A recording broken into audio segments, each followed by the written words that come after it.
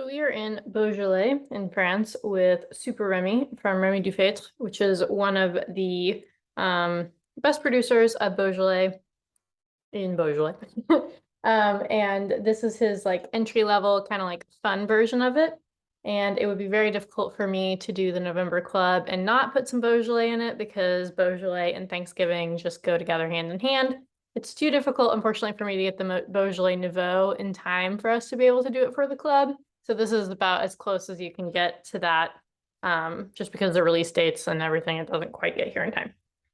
If you want to know more about that, we have a whole blog about Beaujolais and Nouveau and why like it's such a thing in November. But just know that it is, and it's going to go amazing with anything you have on the table for Thanksgiving, Friendsgiving, whatever type of celebrations you're doing. So with that in mind, super light, well, you can't really tell because it's so dark in here, but very light color. And then on the nose, you can tell that it's definitely, Beaujolais is very famous for going through carbonic maceration, especially the Village or Beaujolais or the Beaujolais Nouveau. So this one has definitely had that. Certainly very chillable. So it's like on the top, it's got this really juicy, like juicy fruit, bubble gummy a little bit. That's something that's bubblegum and banana are some typical things to see from wines that have carbonic maceration. I'm getting the bubblegum quite a bit, not getting the banana as much. We'll see. But otherwise, it's like light berries. It's almost like cranberries, not the dark ones. Strawberries. And then down here, it gets a little bit deeper.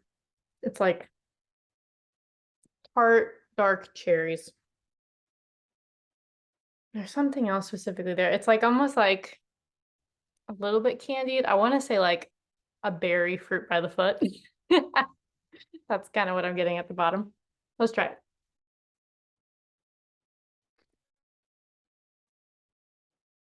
it.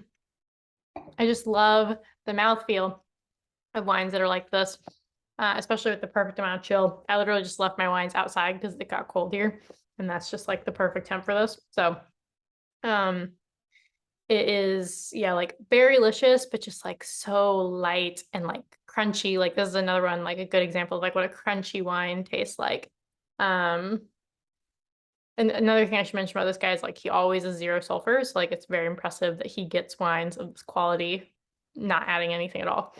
Yeah, it's just like this bright, light, crunchy, just like alive feeling in your mouth. It's hard to describe, but like this is one of the reasons that people fall in love with natural wine. Like it is unlike any other type of wine you'll have tried.